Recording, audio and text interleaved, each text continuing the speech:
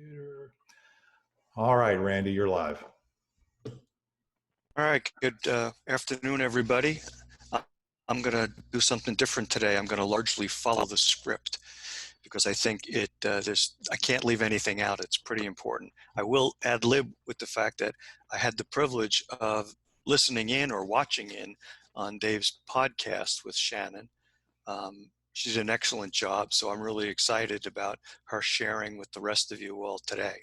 So in today's talk, Shannon will share her freeing three-step formula designed to pull attendees out of the rut of complacency in all areas of life by waking up, showing up, and setting intention to find purpose in life's chaos. During this event, you will learn to recognize the internal lies that keep you from success, name and set healthy boundaries to achieve your desires on a daily basis, and feel comfortable in celebrating yourself. Shannon McGraw is a mental health peer support specialist, among other things, and an incest and rape survivor. And I think she will probably tell you a little bit about that. She's the author of Exposed and Redeemed and founder of the Hopeful Hearts Ministry. Shannon has spoken all across the United States as well as internationally, addressing the realities and effects of abuse in our culture and the graces faith provides for one's healing journey. Shannon now travels the country and the world helping survivors of abuse. Her desire is to be a voice for them and hopefully encourage survivors, regardless of age, gender, or race, to begin the conversation about abuse. The more we talk about it, the better chance the cycle will be broken. Shannon's experience as a mental health peer specialist, specialized in trauma, has given her the insight into learned and subconscious behaviors that can cloud and disrupt both work and personal relationships in men and women. Please welcome Shannon McGraw. Hey, Shannon. Thanks, guys. I have you all on grid. That way I feel like I'm actually, speaking to a room full of people. I will say it probably won't go today as I normally would have it, only because we have COVID, but I will still give you somewhat of my three-step process for whatever it is that you might be going on, and going through in your life. Thank you, Dave, for sharing my screen. Just a real quick update on me and who I am. As you said, I know that it might make some of you cringe a little bit to hear that I am an incest and rape survivor. I know that that's something not really easy to hear about or to discuss. I know a lot of people, we want to keep happy. We want to focus on the positive. So what I want to bring forward with that is the fact that my main intention, as you see on the screen, always to show up with intention, is to not just survive what we are going through in life, but to thrive and to take everything that has been given to us and how can we find the positive? How can we take to stop, observe, and then move forward? That's basically your three steps. And so just to update you on where I'm at and what's going on before I move forward, right before COVID happened, the last 5 years, as you all know, I had a breakdown of a marriage. Not maybe you don't all know. I've met with many of you one-on-one, but I've had a breakdown in a marriage that was a 23-year-long marriage. And then I ended up in the process of trying to get to a place where I felt that I was strong enough to move forward and get out on my own. I had just started Hopeful Hearts. I began Hopeful Hearts Ministry, I'll explain in just 2 seconds, with what I was making with speaking, what I was making with my books. So at that time, I was not taking in any kind of salary or compensation or anything. It was a passion of mine to help survivors, women and men who are adults who have never been through the healing process or the healing journey of their past abuse. There are so many women and men who have been mentally, physically, sexually, emotionally abused as children within families that never went through the therapy they needed, that never talked about it. And it comes up as you're an adult for many different reasons.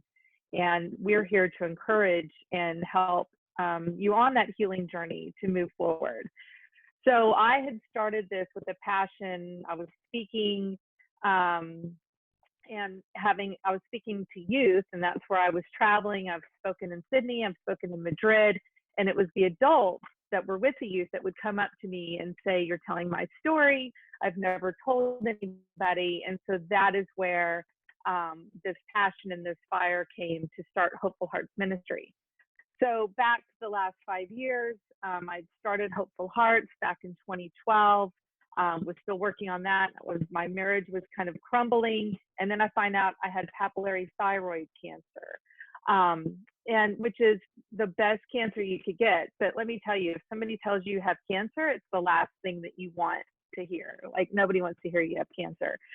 So, but I was dealing then with cancer, and it did metastasize. It went into 12 lymph nodes and a parathyroid.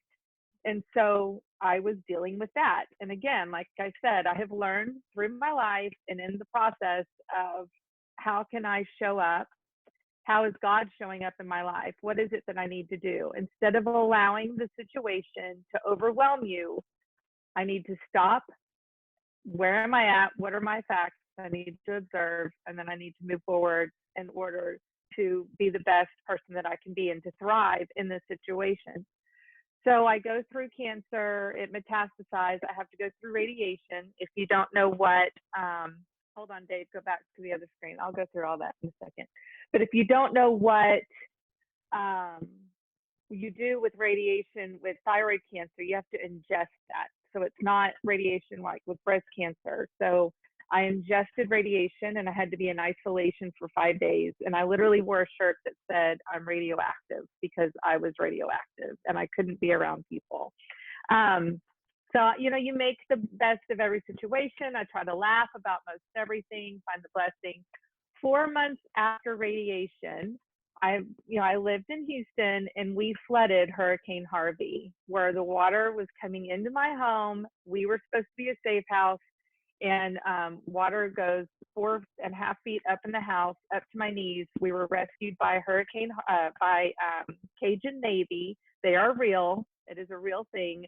And walked out, water up to my waist. Once you get out into the middle, just rapids, it was crazy.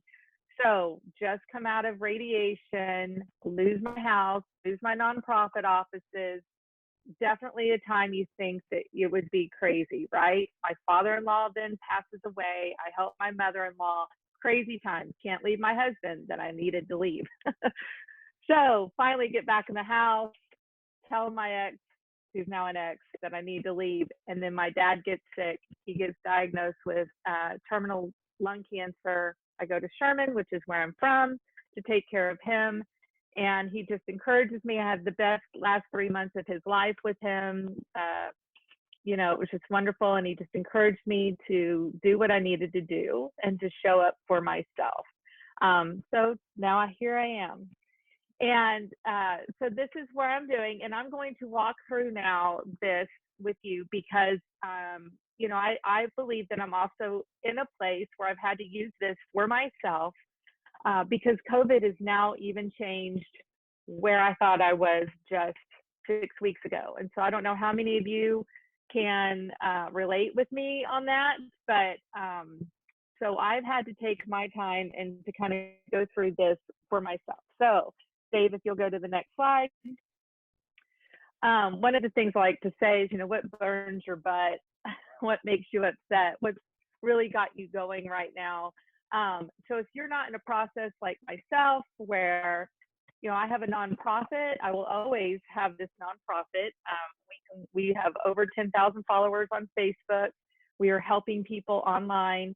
I will always volunteer and be a peer support person for anybody that needs me. And I have other wonderful staff that are helping, but we're fully donor funded. And so COVID has completely taken that away from us. And so now we're at a place where I'm no longer receiving any kind of salary, and I wasn't barely receiving a salary before. So what burns my butt is that for me is that things are changing, and you know, the control is being taken out of my hands, right?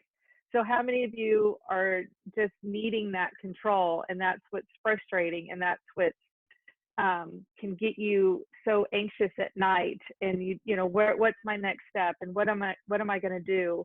And if we stop here, if we allow that anger and that sadness and that frustration and that depression and this sense of I'm losing this control of my life, if we allow that to overtake us and to allow that tidal wave to just wash us under, it takes many different steps to get back up from that. And so this is about setting the intention early and allowing yourself a certain amount of time. And so go to the next slide, Dave,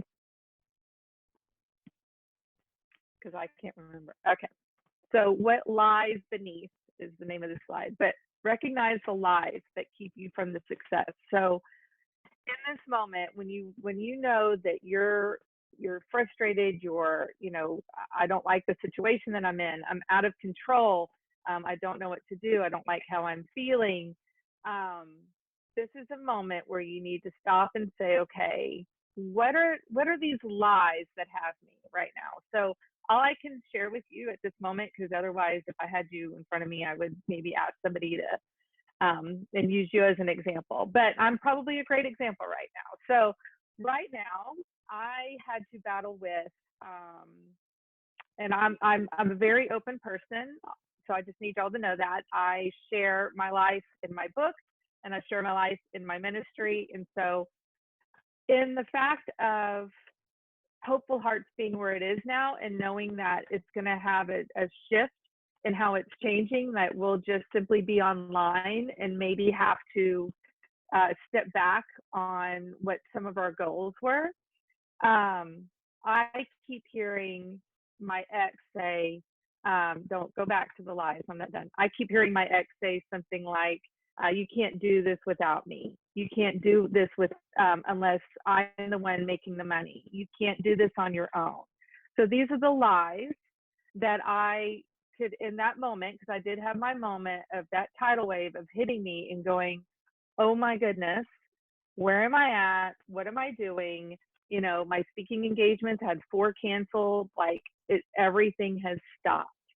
And so all I kept hearing then was, you're not good enough. You can't do this without me. You know, you'll never be able to get back up on your feet.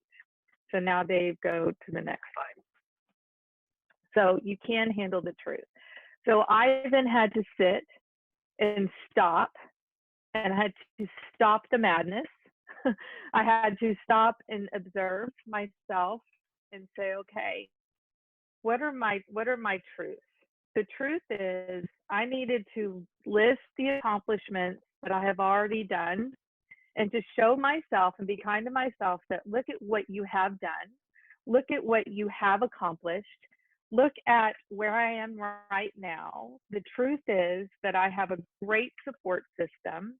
I'm meeting wonderful new friends and my networking and, you know, other organizations I'm a part of.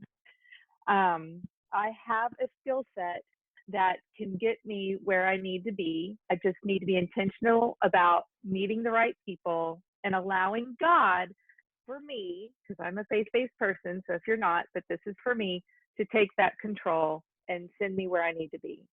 So if you're in a situation and you feel that tidal wave, you stop and, you know, what are your lies? Truly put them down, write them down on a sheet of paper, acknowledge them. What is going through your brain that's causing unrest, fear, concern, anxiety? Then focus on your truth. Stop and observe. What is your truth?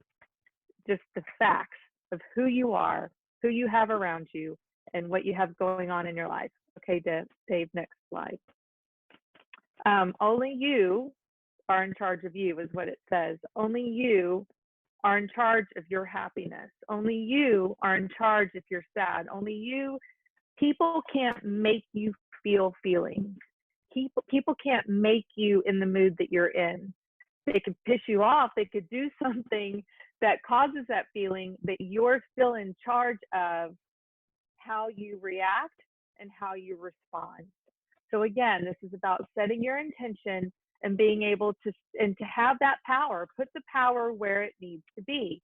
Don't allow others and things that have been done in the past, said in the past, just like I was hearing my ex say, you can't do this without me, you can't do this without my money, or anything that maybe I'd heard from anybody else in my past. Try to allow those lies to seep in, because I know who I am, I know my strengths, and I know what I can accomplish, and I know what I have accomplished. So this is about you being intentional about your thoughts and being in charge of your own thoughts and feelings. Now, I will say this, you have a right to cry. You have a right to get upset. You have a right to be angry. You have that right.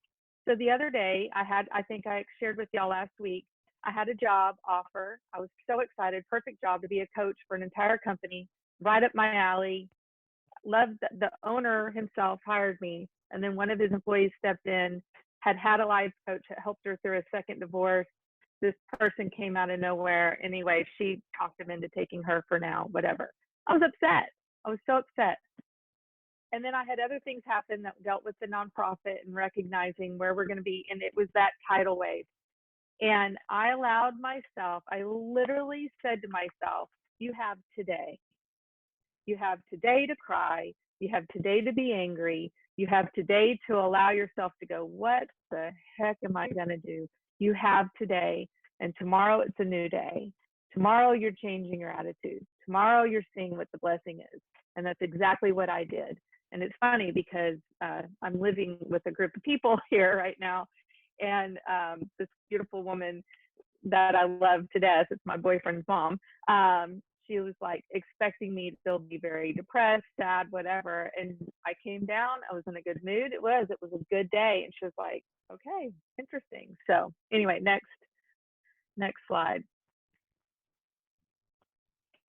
So what do you want? Be intentional. Set short and long-term goals. Sit down. If you're in this crisis like I am, or if you're in, it could go for any situation in your life. If this is a personal situation, what are your short and long-term goals in regards to that relationship? If this is a business situation, what are your short and long-term goals? Give a purpose and a direction to everything that you're doing. It's so important to be very intentional about every aspect of your life. The second thing, celebrate the small stuff. And what do I mean by that? I mean, today, and this is like, in one day, I will make sure that I celebrate something that I've done, that I've accomplished. I've met, this great person who might be a great connection. I'm celebrating, I'm having a glass of wine. I'm just kidding. Or, I'm celebrating and I'm going to take a bath, because I haven't had a nice long bath in a while, or whatever. I used to say, in COVID, it's kind of hard to do some of the other things, like go get a manicure, go get a pedicure, whatever, go take a walk if that brings you joy, go get an ice cream cone.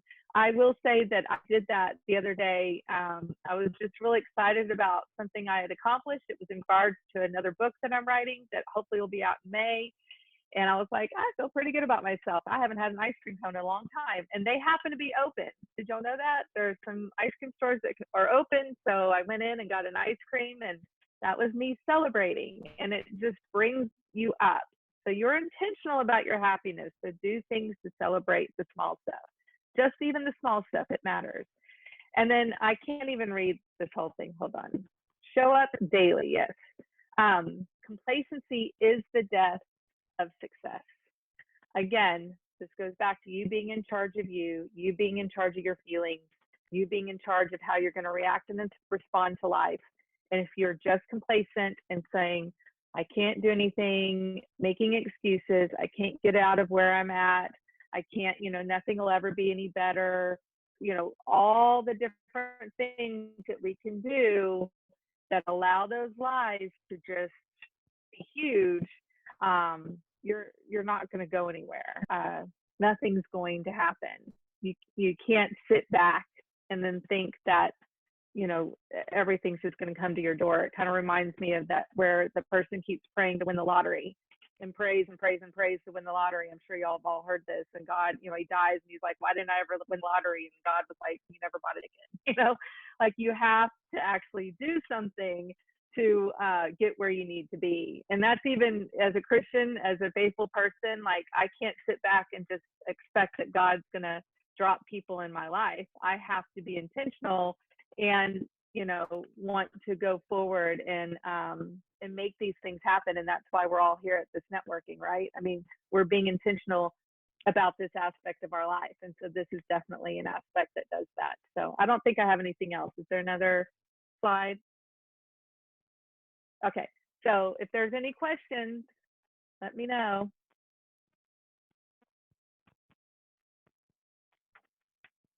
Dave, you're on mute, so I can't hear you. Sorry. Yeah, I'm sharing the screen, Shannon. So if you have a question, I saw an applause. If you're over in the chat, you can see raise hand or whatever. If you want to ask Shannon a question at this point, we've got a few minutes. In fact, we got about 10. Hey, Linda. Okay, let's see. Linda, I'm going to unmute you. Okay. I just wanted to tell you, Shannon, that the ice cream place was open because ice cream is essential as much as alcohol is this time to get us through these difficult times. So that's absolutely right. Everything you said was spot on. Oh, thank you. Thanks, Linda. Who else do we have? Anybody else have any questions for Shannon? Randy, oh, you're unmuted. I'm unmuted. Shannon, great job. Equally as good as the one that you did in David's console room, whatever we call it. I did have a question, short-term versus long-term goals. First of all, do you believe in both? I mean, should one have both short-term and long-term? And then how long should long-term be? That's actually a great question. I do believe that we should have a long-term goal in the sense of, often people think of, it depends on what type of person you are. Maybe you need a 3-year plan, a 5-year plan to have. It won't ever go that way, but to think that, like for myself, I want to be remarried one day. I want to be able to, have a certain aspect of my life. And so by having that particular goal, I might do things to head towards that goal, right? But the way I live is more with the short term, especially, for instance, just even with what we're going through today. Like right now, we can really only focus on one day at a time and where am I at today and what can I do today? So like if I work with people within my coaching, I try to say, what is our intent? We set one goal. I don't try to overwhelm with 1,000 different goals or these big, mind-blowing goals that you end up feeling like a failure because you can't achieve them all at one time, right? So you set a goal that you can do within the next 3 months. And then what is each day, then what's the steps that you take to achieve that one goal? So that's kind of how I look at it with short term, and long term would be like an overall general idea of what you want to do, even if it's in regards to your happiness, or like with, calling Lisa to be able to take a trip and saying, okay, well, if I can be able to go on vacation in 6 months, then this is what I'm going to need to do to get up to that point. But I think it's always important on a daily basis to have some kind of intention / short-term goal. I can envision, if you will, just to expand on that, having a panel discussion between you and David with his vision warrior and the planner and all the rest of that, and you, and go have a back and forth. You have similar but different approaches to how do you control your life. I think you both share the way you control your life is you take control, and that's what you've done, and you are an amazing woman. So thank you very much. Well, thank you. I appreciate that. And I would love to do that panel discussion with Dave one day. David, you up for it? Of course. Of course. Okay. Hold on. Come on, Zip. I'll call on you. Don't unmute until I call on you. Otherwise, it's going to be crazy. Okay, Trevor, you raised your hand. Yes, I was just wondering if you have any suggestions. I have a 14-year-old daughter, soon to be 15 this month. Any books that she might read to get a better perspective on goal setting? And this is a book I wrote like 11 years ago, and it was when I was speaking to teenagers. It's not about goal setting, but it is. I do recommend it for young girls, especially. It's called Exposed. And actually everything I just gave you is a book that's coming out. It's called Awake My Soul, and it's based off of 10 chapters, 10 points that I have worked with others in my coaching and that sort of thing. So I'm hoping that I get that out here soon, at least by ebook for sure at first.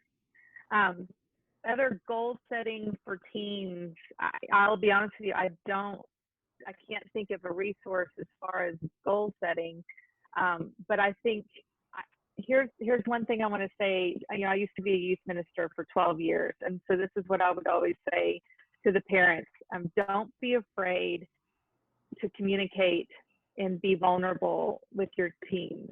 And so I think it's so important, especially right now while you're forced at home with your kids.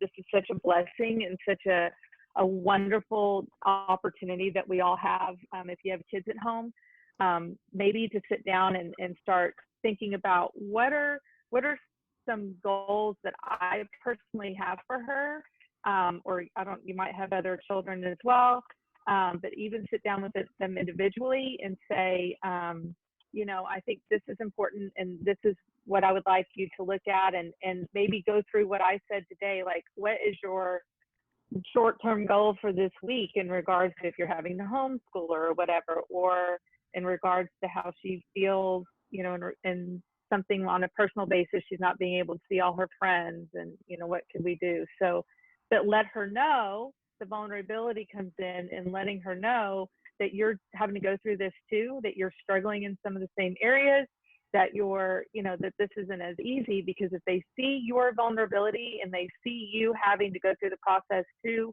it helps them to want to be able to do it as well. Awesome. Zip, did you have something, buddy? You're going to need to unmute. Yeah, I know, I'm getting there. Got fingers. I think that would be good. Randy could be the moderator between you. And that would be a good presentation to do. Okay. Thanks. Okay, let's see. Electric Lloyd. Want to unmute yourself? Yeah. And then Elena. General information. Success Magazine. I don't know if they still have it, but they used to have a Success for Teens edition. So that might be something you might explore to see if it's still available. Great. Any other questions? Thank you for that recommendation.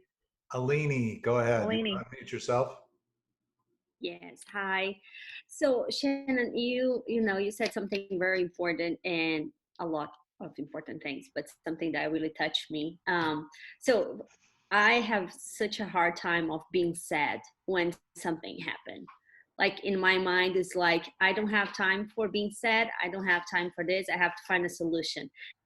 So I'm always like, if I, something bad happened, I'm always like, let's flip the page and keep going. And you said, no, it's important to allow yourself to be sad and give yourself some time. So why are you saying that? Because just tears alone are truly a healing factor, a physical, true healing factor. If you hold in your emotions, if you hold in the tears, if you hold in your anger, if you hold in the resentment, it literally affects you. And I'm not the physiologic, but I've had work with those that are scientists on this and have the words to say, so forgive me for not being scientific here, but it literally affects a hormonal aspect in your brain that can affect your muscles, that can affect different aspects of your body. A lot of people who have autoimmune diseases, I was diagnosed with rheumatoid arthritis when I was 23, and I am in full remission. That's by the age of 39, I was in full remission. And I'm not saying that, oh, it's because I just suddenly had a great attitude. I mean, I was on steroids. I was on all the horrible drugs, but I exercised. I changed my eating. But I do know that I also changed my thought process and allowed my emotions to work way. And I believe that that had a big part of how I felt physically. But so to be able to have those emotions is so important. And that I could go a whole other program on the forgiveness and all of that and how important that is. But it's also important to give yourself a time limit. When my dad passed away, I had moments of sadness, but I was also in shock and I was numbness, and then I was leaving my marriage. And so it was like I couldn't deal with it. And it was a good 4 or 5 months later that it hit me. And it was this overwhelming, knock you down, send you to your knees, can't breathe, grief. And I thought, okay, an hour. I'm giving myself an hour to feel this amount, because it was heart-wrenching hurt. But I did, and then it was like, okay, all right, I'm good. And it's like you release it, you get the ugly out, you get the nastiness out. That's awesome. Any Thank other you. questions? Anybody else? Any other? Well, Shannon, it's been awesome. Oh, wait. Okay. Barter Bob, can you unmute yourself, buddy? Shannon, how could we best help you? You mentioned your nonprofit organization has changed. What could we do to help you? Well, any donation is wonderful. We're fully donor funded, and we're a 501c3. And so what hit me the other day is I had to pay employee taxes, and because I did receive a less than teacher pay salary from them, and from myself, I guess I should say. And I had to stop doing that in April because I didn't have the funds.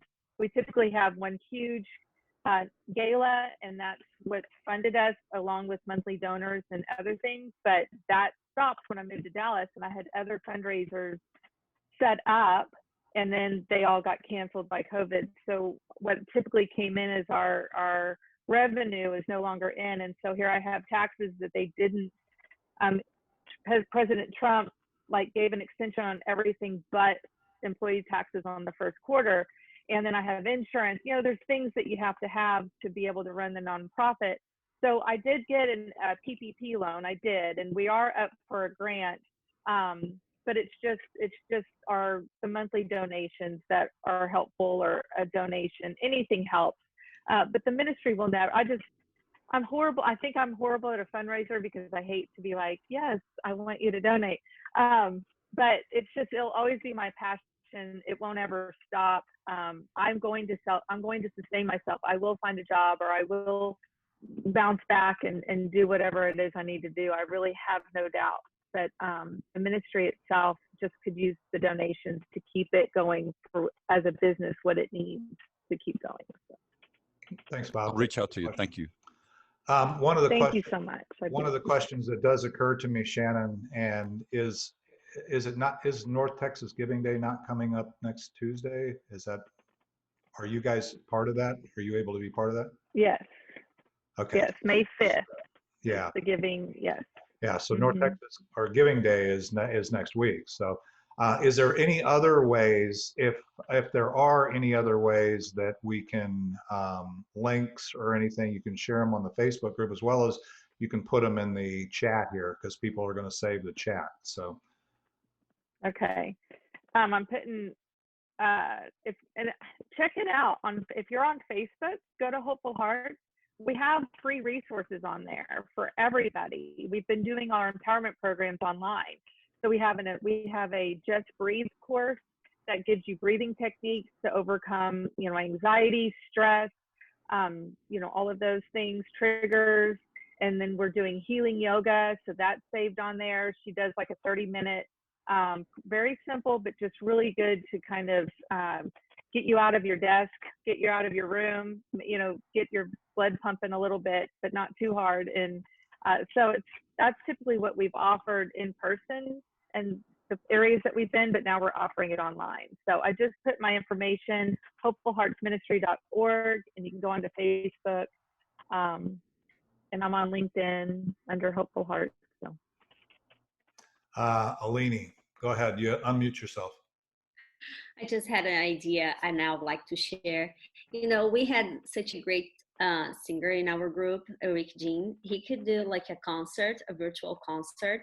And in the beginning, you could just mention about your nonprofit, and all of us, we could invite somebody and we all make a big party in our home. And then that would be a way to, you know, maybe raise some money.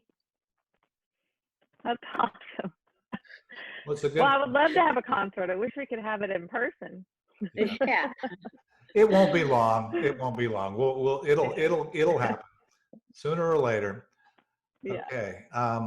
Any other questions for Shannon? This has been awesome. I really appreciate you, Shannon. And I know it's a little. I appreciate every single one of you guys. I just want to say that. Lisa, you want to Lisa has unmute something. Lisa, you want to unmute yourself? Yeah.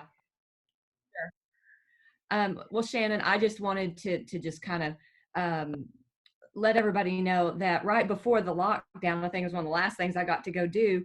I went to one of Shannon's fundraisers with art and music and some wine tasting and different things that it was just really nice. But here's the thing that I wanted to share with you guys is, you know, I know that didn't have a huge turnout because we're kind of getting into some of the early stages and people are already kind of getting concerned.